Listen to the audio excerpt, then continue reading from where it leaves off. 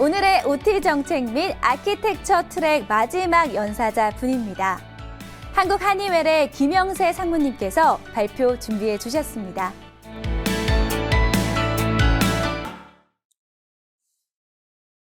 안녕하십니까. 저는 한국한의웰의 공정제조사업부에서 근무하고 있는 김영세 상무라고 합니다.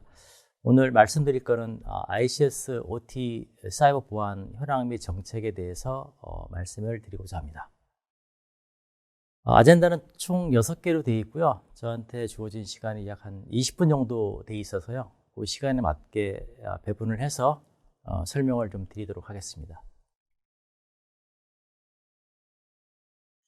지금 보시는 화면은 이제 전체적으로 이제 그 ICS 시스템이 이제 어떤 식으로 이제 발전이 돼봤는지를 이제 보여주는 화면인데요.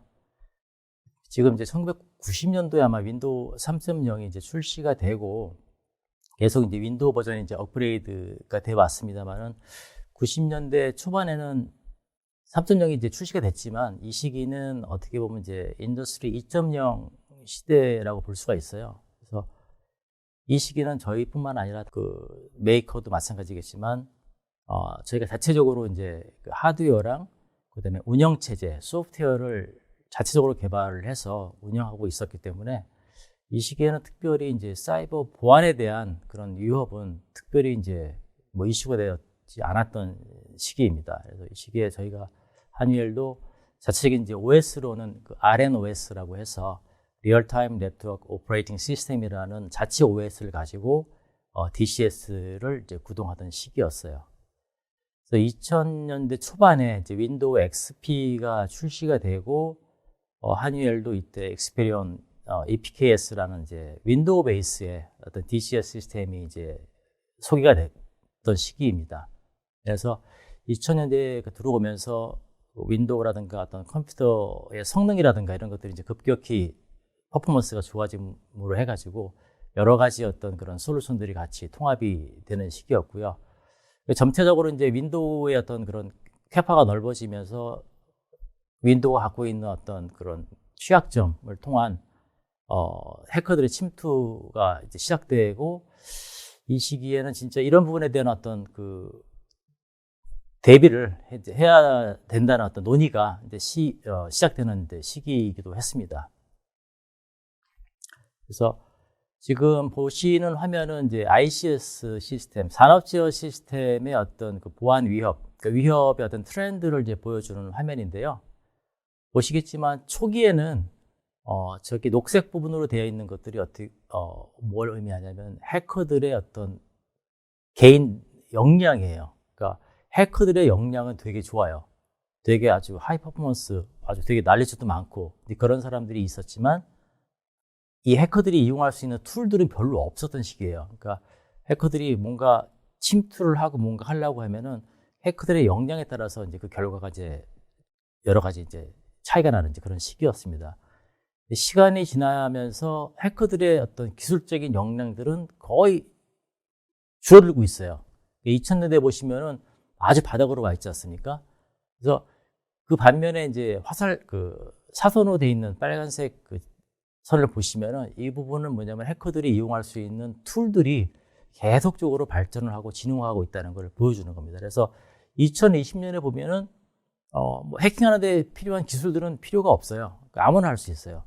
그 대신 그 사람들이 활용할 수 있는 툴이나 이런 것들은 인터넷 세상에서 누구나 쉽게 구할 수 있는 이런 부분이 되는 거죠. 그래서 지금 보시면은 어떤 내가 해커다라고 해서 어떤 목적물을 타겟으로 해서 어떤 해킹을 하는 그런 시대가 아니라 호기심에 의해서 한번 해보니까 그냥 뚫려버리는 그런 경우도 되게 많이 발생하는 상황이 되어버렸습니다. 그래서 지금은 우리 그 석유화학 공장에서 이제 공정을 운전하고 있는 DCS 시스템이라는 걸 사용하고 있는데요.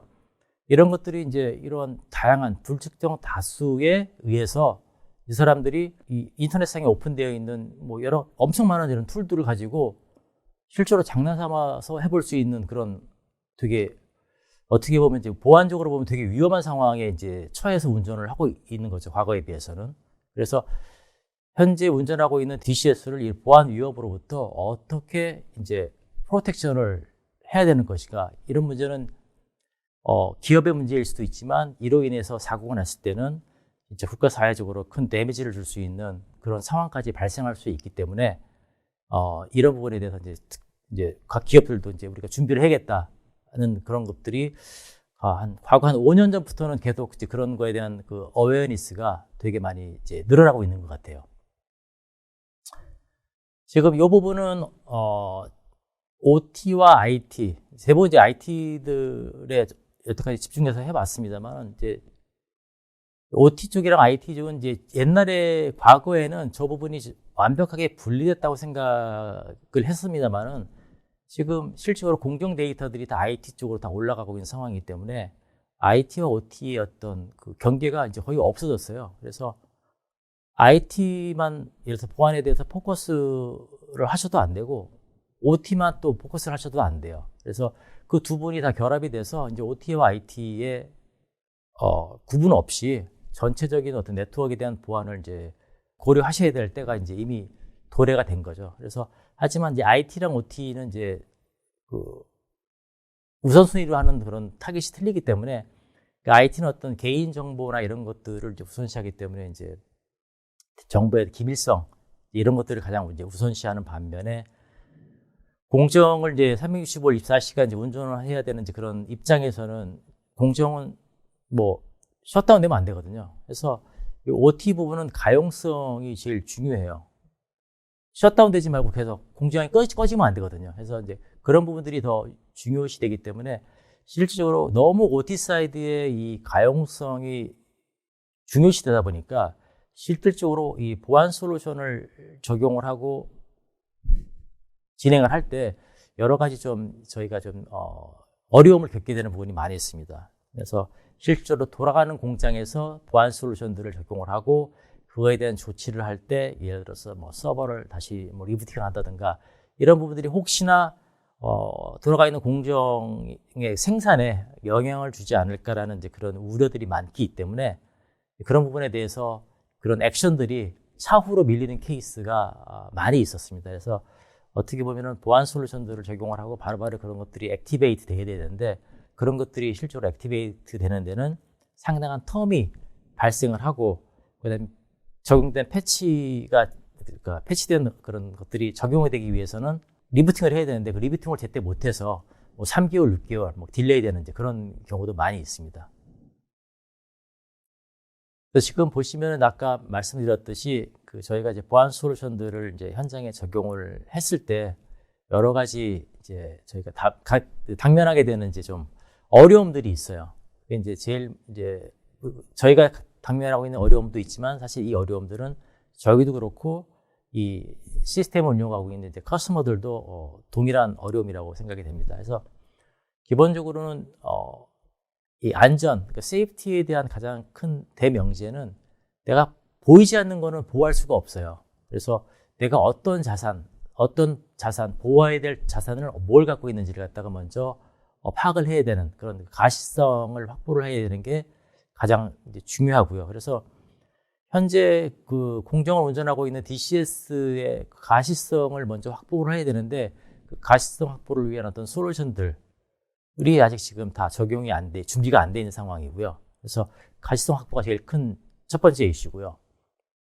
가시성 확보가 되면은 이 중에서 내가 실제로 보호해야 될 자산이 어떤 건지, 그다음에 어떤 사람인지, 뭐 그게 사람일 수도 있어요. 사람일 수도 있고 시스템일 수도 있고 여러 가지 어떤 레귤레이션일 수도 있지만 대부분 보면은 이제 사람 혹은 이제 뭐 이런 자산, 에셋 컨트롤 시스템 자체가 이제 뭐 그렇게 될 수가 있겠죠. 그리고 지금 이제 시스템이 이제 구축되어 있는 것들이 보면은 오래전에 구축되어 있는 것도 있고 왜 최근에 구축되어 있는 것들이 서로 같이 연결되어 있는 것들이 많이 있어요. 그래서 지금 OT 보안 관련해 가지고 이 보호해야 될 자산들을 갖다 이제 식별을 할 때 올드 레거시 시스템이랑 커런트 시스템이랑 어떤 식으로 인터페이스를 해야 될지, 그다음에 어떤 식으로 네트워크를 꾸며야 될지 그런 부분에 대해서 실질적으로 가이드를 주고 컨설팅을 해줄 수 있는 그 리소스를 찾기가 쉽지가 않습니다. 이 마켓에서. 그래서 그런 부분들, 왜냐면 이제 그런 부분들이 좀 아키텍처 부분이 좀 픽스가 돼야지 거기에 어떤 솔루션들을 적용해 나갈 건지가 결정을 할 수 있거든요. 그래서 그 위에 있는 내용이랑 일맥상통하겠습니다만 OT 보안에 관련된 아주 잘 웰 트레인된 어떤 그 리소스를 아직 마켓에는 찾기가 쉽지가 않다. 그래서 이런 부분에 대해서 전체적으로 그 컨설팅을 하고 할 수 있는 그 솔루션 프로바이더들이 좀 더 앞으로는 좀 많이 생길 거라고 생각이 됩니다. 그래서 마지막으로는 이제 국가적으로 사회적으로 이제 사이버에 대한 침해 사고도 많이 리포트가 되고 있기 때문에 이 침해로 인한 그 피해가 사실 사회적으로 피해가 되게 큽니다. 그래서 그런 부분에 대한 어떤 규제 강화 이런 것들이 되게 증가하고 있는 상황이에요. 그래서 이런 총 한 5가지에 대한 어떤 문제점들, 그러니까 어떻게 보면 어려움들이죠. 겪고 이제 풀어 나가야 될 그런 항목이 되겠는데 이런 부분이 있고 실제 이런 것들을 통해서 지금 잘 아시겠지만 작년에 이제 미국에서 발생한 이제 콜로니얼 파이프라인 그 랜섬웨어 침해 사고가 있었죠. 남부 쪽에서 이제 동부까지 한 8,800km 되는 그 파이프라인이에요. 그래서 매일같이 뭐 수백만 갤런의 어떤 그런 석유나 이런 화학 물질들이 이제 이송이 되는데 랜섬웨어의 감염에 대해서 실제로 이제 그 밸브를 뭐 열고 닫고 할 수 있는 그런 그 MMI 자체가 다 셧다운이 되니까 아시겠지만 이제 뉴스에도 많이 나와서 그 뉴욕에 있는 시민들이 뭐 사재기도 하고 여러 가지 사회적 혼란을 겪었던 이제 그 케이스가 있었습니다. 그래서 이런 것들이 미국뿐만 아니라 사실은 신문지상이나 어떤 그런 공중파에 오픈은 안 돼 있지만 실질적으로 저희 나라에서도 발생하고 있다고 생각은 돼요. 지금 잘 이제 신문지상에 나오지 않아서 알 수는 없지만 이런 부분에 대한 그 해커들의 어떤 트라이들이 기본적으로는 돈이 되기 때문에 이제 이런 것들이 이제 몰리는 것 같아요. 이제 저런 것들을 활용을 해서 요새 뭐 비트코인도 나오고 해서 이 익명성의 어떤 그 재화로 저런 거에 대한 보상을 받을 수 있다는 것에 알기 때문에 저런 거에 대한 어떤 시도들이 앞으로는 계속 늘어날 거라고 이제 판단이 됩니다. 지금 보시는 화면은 이제 한유엘이 갖고 있는 어떤 그런 사이버 시큐리티 관련된 프레임워크예요. 그러니까 이 전체적인 프레임워크는 지금 현재 5가지로 되어 있는데 지금 이제 디텍션, 이제 감지부터 해서 이제 리커버리까지 5개로 이제 파트로 구성이 되어 있는데 요거는 전체적으로 이제 NIST에서 제공하는 프레임워크랑 레벨을 같이 합니다. 그래서 뭐 단계는 뭐 1개가 더 많고 1개가 적을 수는 있지만 대부분 요 정도의 어떤 그 프레임워크로 이제 구축이 되어 있고요. 첫 번째는 내가 보호해야 될 그 자산에 대한 어떤 인식, 아이덴티파이부터 해서 그걸 이제 어떤 식으로 이제 프로텍션 할 건지 보호할 건지, 그 다음에 계속 보호하고 있다가 침해 사고가 이제 발생이 됐을 때 그걸 이제 감지를 어떤 식으로 할 거, 어떤 솔루션을 가지고 어떤 식으로 할 건지, 감지 피해를 당했을 때 그걸 이제 어떤 식으로 이제 우리가 대응을 하고 마지막으로 피해를 입었다면은 어떤 식으로 리커버리를 가능한 한 빨리 할 건지. 그래서 마지막에 있는 저 컨텐전시 플랜에 해당되는 리커버리가 되게 중요합니다. 그래서 침해는 어떻게 보면 사이버 침해는 여러 사람들이 말씀하시는 게 시간의 문제라고 말씀하세요. 시간의 문제지 피해갈 수가 없을 것이다. 그래서 침해를 당했을 때 어떻게 가장 빨리 효과적으로 복구하느냐가 되게 중요한 관건이 된다. 그래서 지금 각 단계별로 이제 한유엘이 갖고 있는 이제 솔루션도 다양하게 지금 구성이 되어 있습니다. 그래서 디텍션 부분부터 우리가 솔루션을 제공할 수 있는 그 아미르라는 것도 있고요. 그 전체 디텍트부터 리커버리까지 커버할 수 있는 그런 풀 레인지 어떤 솔루션도 갖고 있고, 그 다음에 SMX 같은 이제 매체 제어 같은 그런 솔루션도 있고, 밑에 보시면은 한유엘 솔루션은 아니지만 다른 이제 프로바이더들이 갖고 있는 특화된 장점들을 저희가 같이 머지를 해서 같이 이제 어떻게 보면 공조를 해서 솔루션들을 제공하고 있는데, 지금 이 사이버 관련돼서 나와 있는 솔루션들, 그 다음에 관련된 이제 회사들, 프로바이더들이 원샷, 원킬 할 수 있는 그런 것들은 없어요. 한 가지 솔루션으로다가 사이버라는 문제를 한 번에 해결해 줄 수 있는 회사나 솔루션들은 없습니다. 그래서 지금 다양한 분야에 특화된, 다양한 분야에서 어떤 강점을 갖고 있는 여러 가지 프로바이더들과 한일도 마찬가지입니다만은 다 공조를 해서 다양한 사이즈의 그물들을 촘촘히 만들어서 그런 것들을 통해서 들어올 수 있는 다양한 크기의 어떤 보안 위협들을 걸러내는 그런 작업들을 지금 하고 있는 상황이 되겠습니다. 지금 이거는 앞전에서 말씀드린 그 NIST에서 제공하는 그 프레임워크가 일맥상통하고요. 이것도 지금 한위엘에서 제공하는 전체적인 그 사이버 보안 관련된 필러를 갖다 6개로 저희는 구성을 했거든요. 앞에 나가는 5개였지만 그래서 전체적인 프레임은 비슷합니다. 처음에 보호해야 될 자산을 식별하는 거, 그 다음에 그 식별해야 될 자산이 연결되어 있는 그 아키텍처를 어떤 식으로 디자인을 할 건지, 이것들이 예를 들어서 현재 릴리즈에 있는 커런트 버전의 어떤 최신 버전의 시스템인지, 아니면 이것들이 뭐 10년이나 20년에 구성되어 있는 그런 시스템들과 같이 연결이 되는지에 따라 가지고 전체 네트워크를 어떻게 구성하고 디자인할 건지에 대한 컨셉, 그 다음에 네트워크에 대한 시큐리티, 그 다음에 그걸 더 강화하기 위한 엔드포인트 프로텍션, 그 다음에 모니터링은 어떤 식으로 하고 그 침해사가 발생됐을 때 어떤 식으로 대응을 할 건지, 그때 마지막으로 어떻게 신속하게 리커버리를 할 건지에 대한 어떤 플랜들을 6개의 필러를 통해서 제공을 하고 있고요. 그 6개에 대한 필러는 앞전에 말씀드렸던 그런 솔루션들에 의해서 커버가 되고 있습니다. 지금 한위엘도 마찬가지고 지금 현재 그 국내 DCS를 공급하고 있는 이제 여러 가지 메이커들이 있는데요. 아마도 한위엘뿐만 아니라 다른 메이커들도 비슷한 어떤 프레임워크로 이제 준비를 하고 있다고 생각이 되고요. 저희가 2019년부터 지금 L4, H4와 L4에 대해서 지금 전체 DCS에 대한 어떤 사이버 보안 솔루션을 지금 적용해 나가고 있어요. 그래서 가장 먼저 스타트한 게 2019년도에 이제 H4가 이제 스타트를 했고요. 그 이후에 작년에 이제 L4가 이제 스타트를 했는데, 이제 H4 같은 경우는 한 90% 정도 완료가 됐고요. 한 10% 정도 지금 저희가 이제 남아있는 웍이 있습니다. 그래서 전반적으로 지금 5년 전과 현재를 비교를 해보면은 사이버 시큐리티에 대한 그 어웨어니스, 인식은 되게 많이 높아졌어요. 지금 사이버 시큐리티는 이제 저희가 어떤 옵션이 아니라 석유화 공정의 DCS나 이런 자동 제어 시스템들을 활용을 해서 공정을 운전하기 위한 인프라스트럭처가 돼야 된다는 이제 그런 인식들은 이제 많이 증가가 됐고요. 저희가 지금 두 대기업에 대해서 저희가 이제 프로젝트를 진행을 하면서 좀 느낀 거는, 이 프로젝트의 흔히 얘기하는 이제 크리티컬 석세스 팩터, 아주 이 프로젝트 성공하기 위해서 가장 중요한 팩터를 꼽으라고 하면은 저희는 회사의 의사 결정권자의 이 의지와 관심이라고 생각이 됩니다. 이 워킹 레벨에서 이걸 준비를 해서 위로 올려서 이걸 설득을 하고 진행하기는 상당히 어려운 부분이 있어요. 조직적으로 이거는 의사결정하실 분들이 결정을 하셔서 탑다운으로 내려와야지 진행이 될 수 있지, 상당히 어려운 부분이 있습니다. 이 탑 밑에서 이제 바텀업으로 해서 이걸 진행하기에는.